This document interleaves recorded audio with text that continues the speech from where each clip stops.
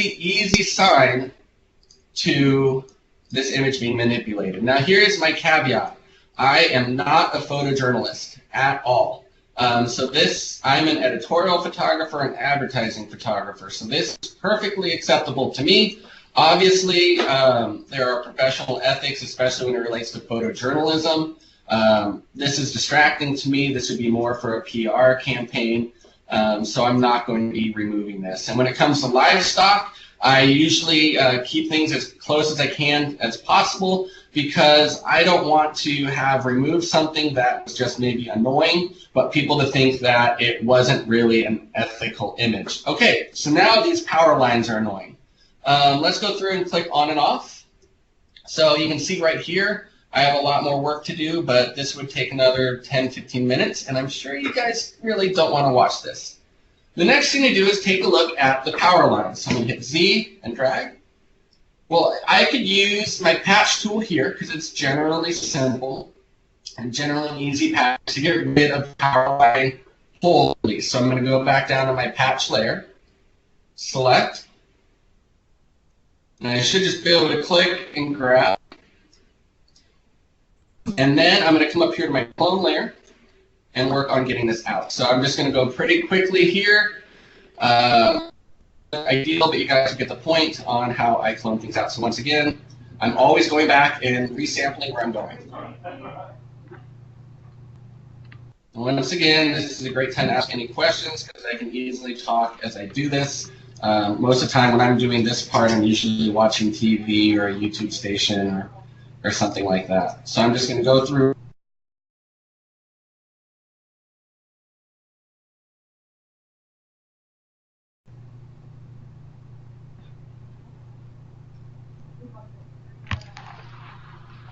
Right over here.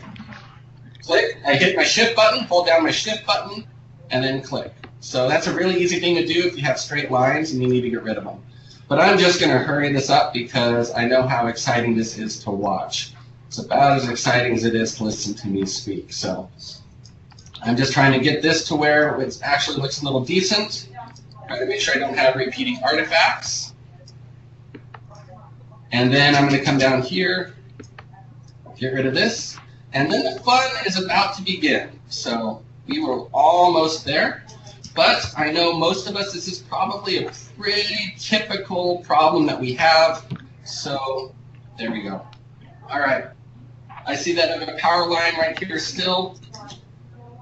It's not that grainy in real life. This is zoomed up to like 300, 400%, somewhere around there. So this grain would never really show. I'm going to come to this tree. Hi, Scott. Can you hear me? This is Christy Lee. Yeah, hey, Christy. Hey, how are you? Good. Whenever you would like, since you're asking for questions, could you explain, do you ever use the clone and heal tools in Lightroom? Or if so, can you explain why you prefer to do this through Photoshop rather than in Lightroom? Great question. So Lightroom, I view things as a little more permanent. You're doing things to the raw file. So anything that would work with exposure and that it would take something destructive to do in Photoshop, I do in Lightroom.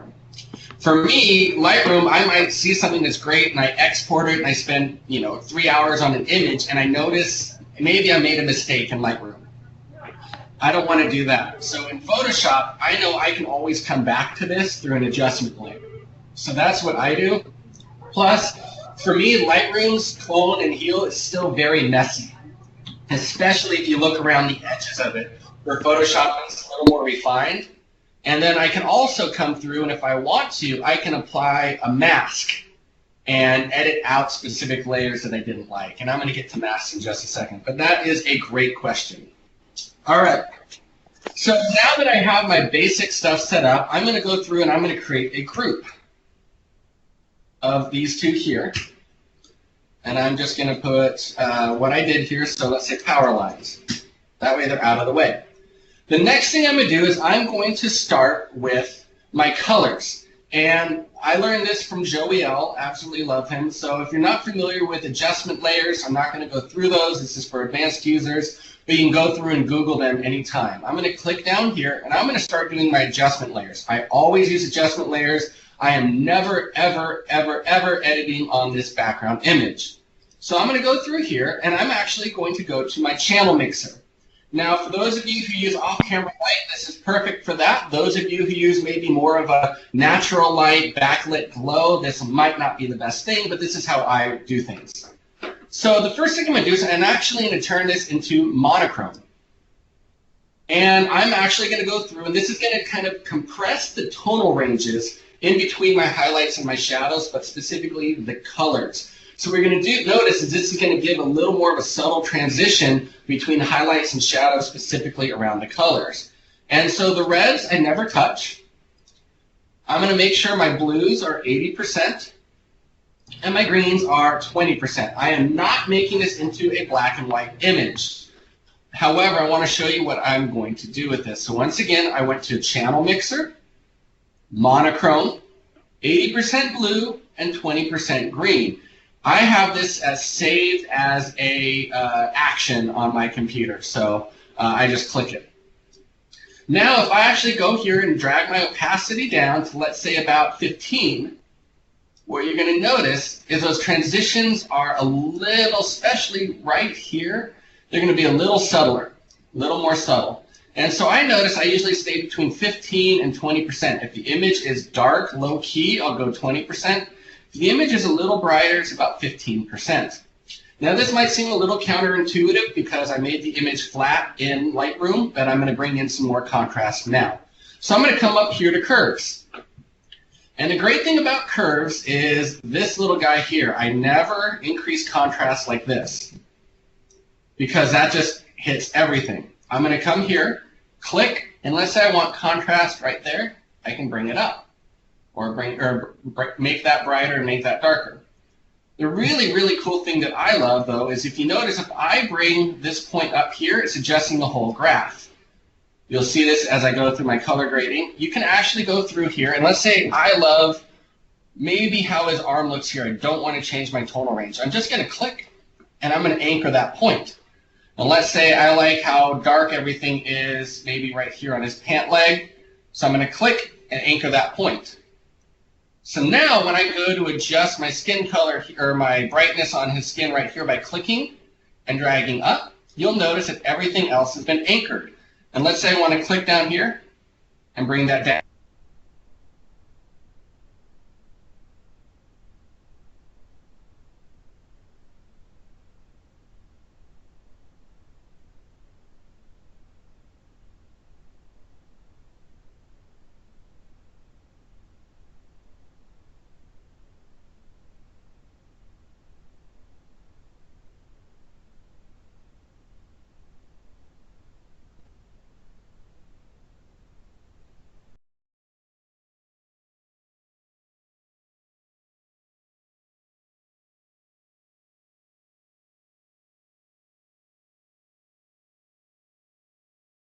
I'm actually going to go down to my red.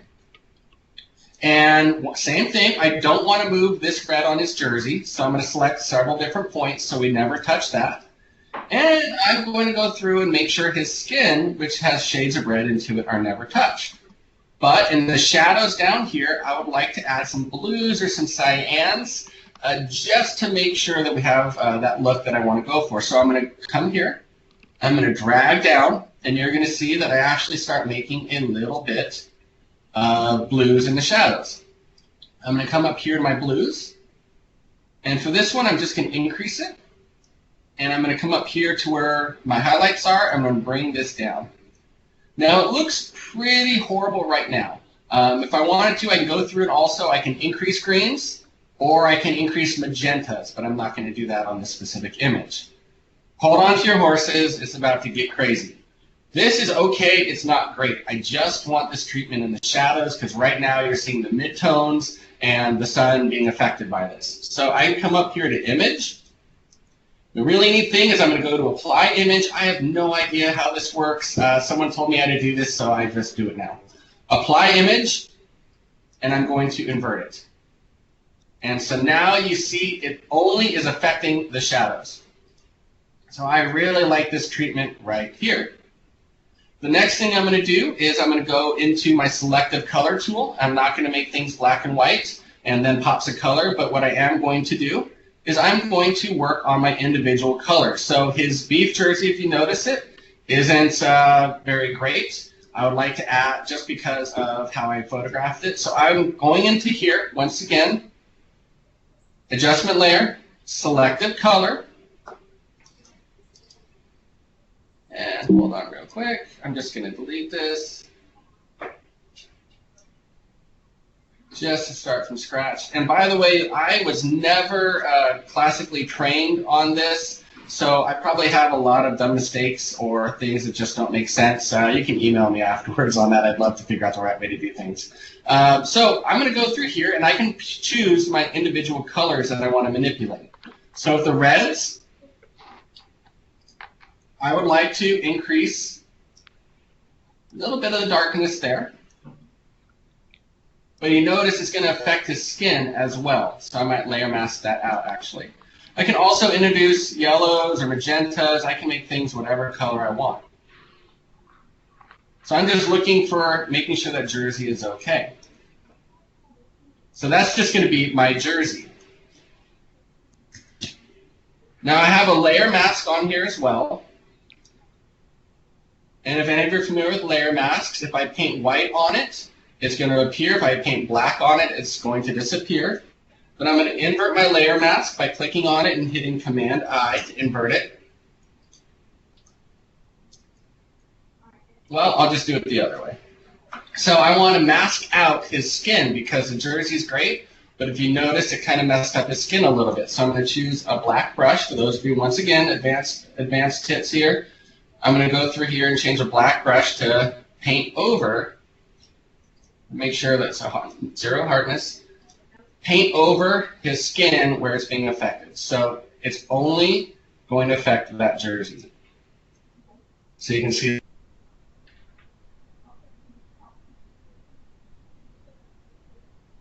to work on the sky a little bit more. I'm going to increase my blacks. You can see right there.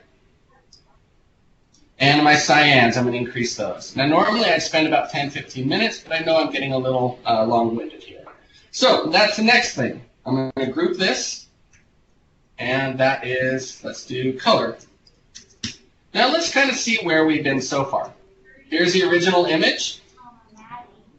I patched and cloned. Then I did that channel mixer, where I introduced a black and white layer and brought that down to 15% opacity. I did a curve to increase a little bit of contrast. I did a color grade using RGB curves. I went to Image, Apply, and inverted it. Once again, email me. I'd love to send you to the right direction. I did a selected color on his jersey, and I did a selected color on the sky. All right. Now we're ready for some dodge and burn. So I'm going to do a new layer. And burn. I never, ever, ever, ever, ever, ever use the dodge and burn tool. That is destructive.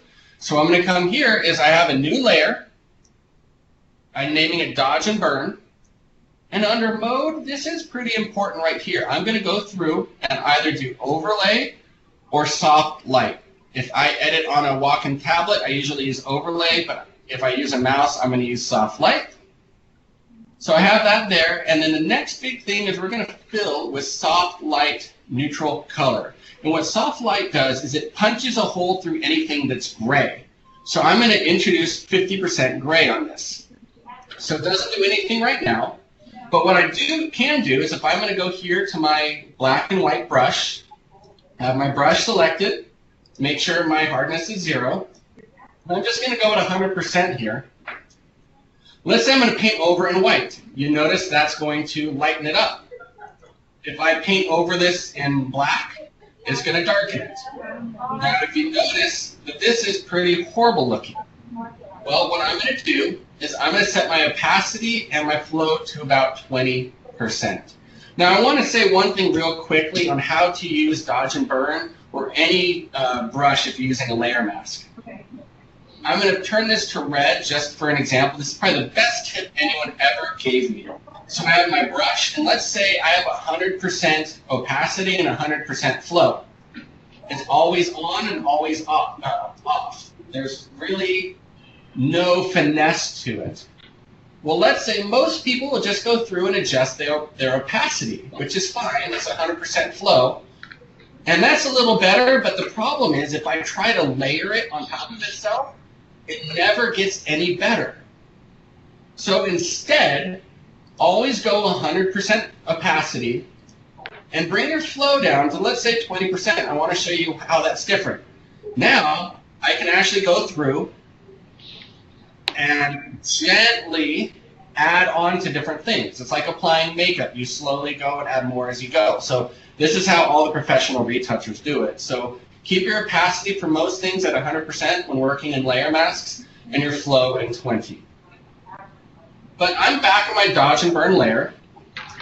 I'm going to go through, and let's say we're going to dodge and burn a little bit. Once again, for this specific technique, I'm going to go 20% opacity and 20% flow. And I'm going to go through and dodge. In areas that I want to dodge, I want to add, I view adding dodge and burn as adding depth to the images. So what I'm going to do is I think I'm going to help maybe his muscle definition here. He's a runner, but this is two-dimensional. So I'm going to dodge right here on his bicep, and I'm hitting X to go back between these two.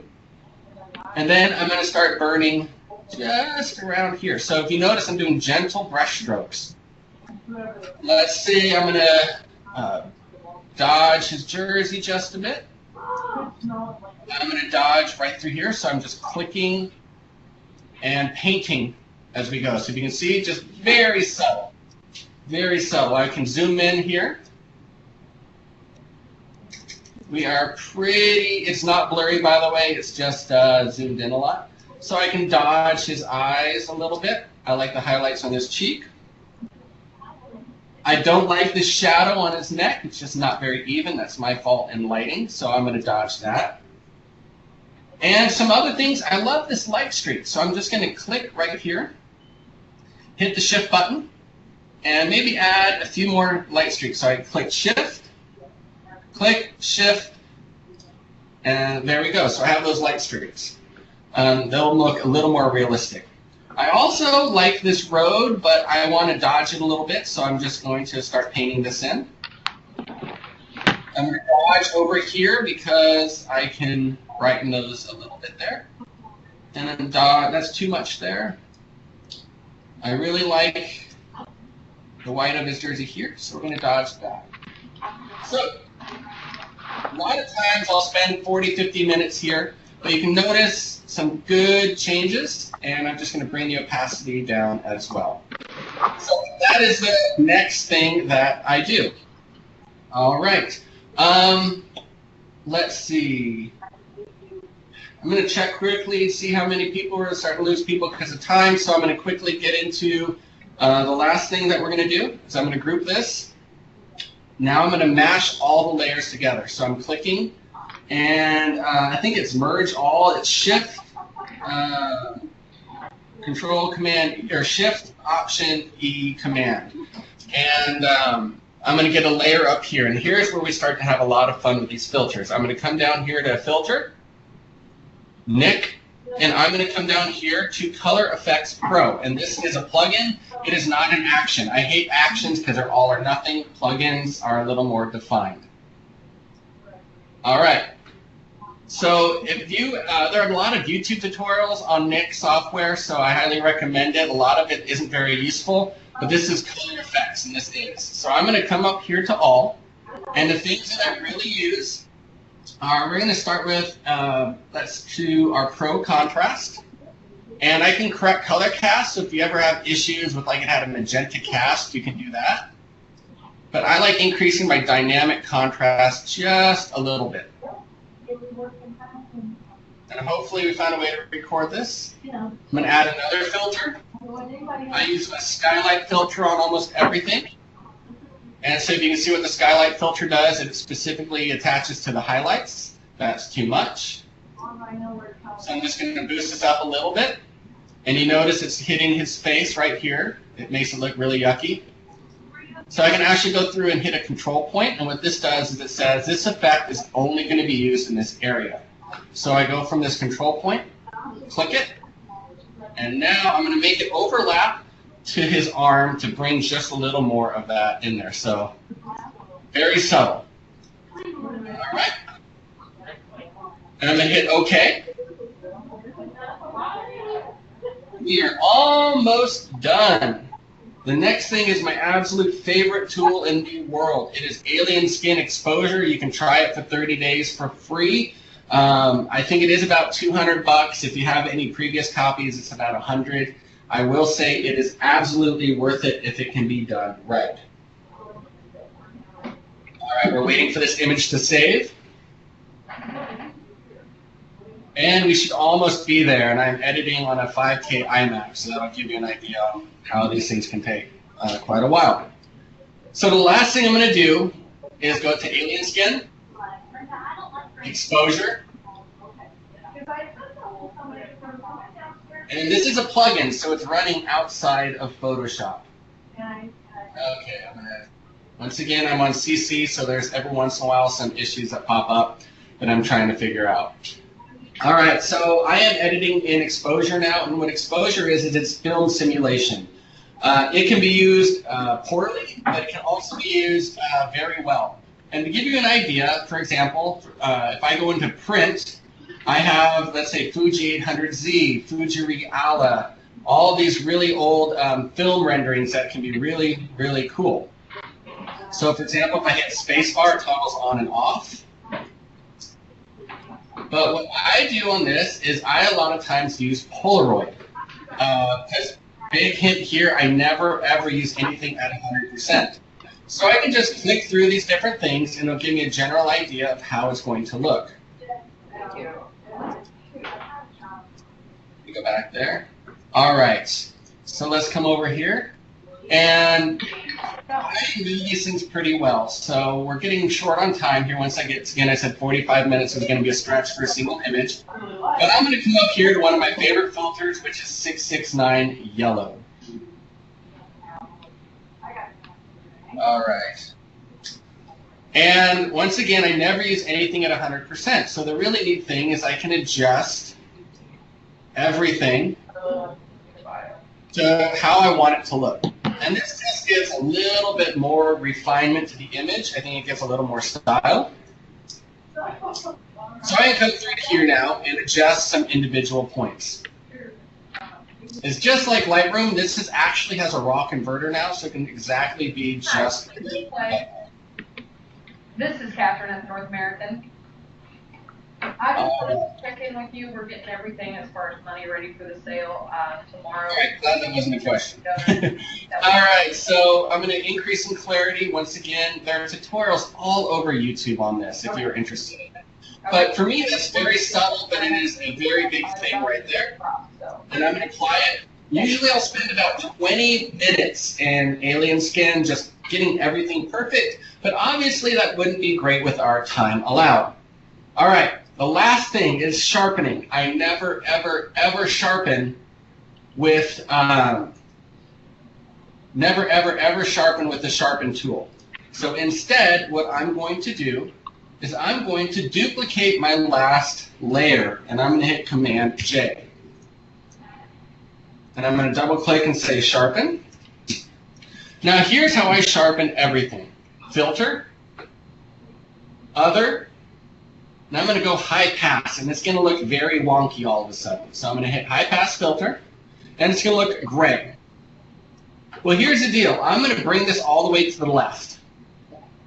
And I'm going to slowly drag this slider up till I can only see an outline. And what I am looking for is chin, eyes, mouth, everything like that. And if you can see it, you can see a very subtle outline right here. Let me zoom in and see if you can see it.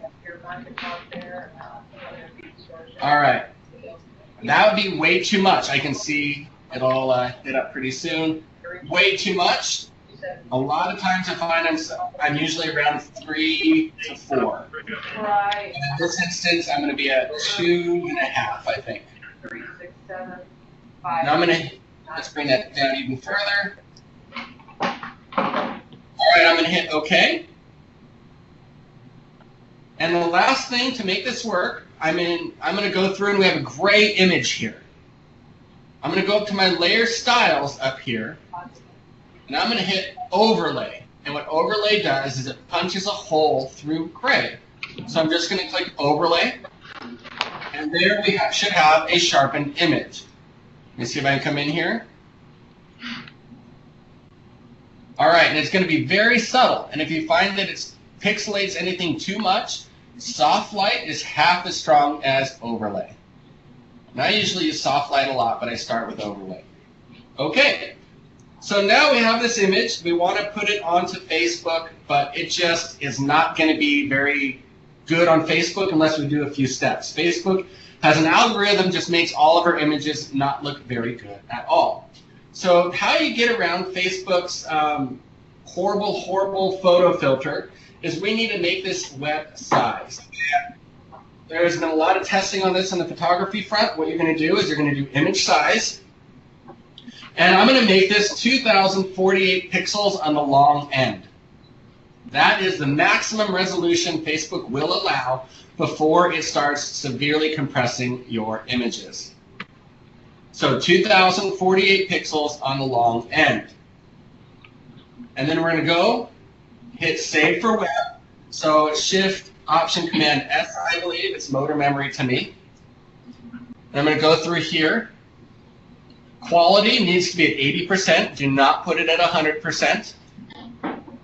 All right, and down here where it says quality, put bicubic smoother. So once again, JPEG, very high, quality 80%, quality bicubic smoother, and we're going to save it. And let's just save it. This is Catherine of North America. We're Okay, and that is pretty much my photo workflow. I think this image originally took me 3 or 4 hours to get it how I want it to go. It'll go up on our website once our campaign launches. But that is generally how I do things. In general, I also would add a lens flare here. But that's generally how I approach everything. So for those of you who stayed through, I know I went about 11 minutes long, and I know I flew through this pretty quickly. But hopefully I was able to record. But overall, hopefully you can see that the big things that I do to take away from is that, working in layer masks, color grading, making sure you work with flow, not opacity, how to sharpen the image, using color effects and exposure, and then also how to save for Facebook at 2048 pixels and no bigger. But like I said, I knew I flew through that pretty quickly. It's always such a challenge for me to edit one photo in 45 minutes and talk through it as well. And this was a pretty complex edit in terms of the power lines and things like that. But I think it is something that we deal with on a daily basis as ag photographers, is dealing with some clutter here and there. But I would love to entertain any questions if there are any.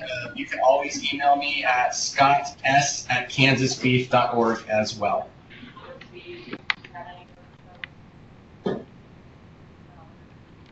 Okay. Are there any questions that you guys would like to ask that you haven't had answered already today?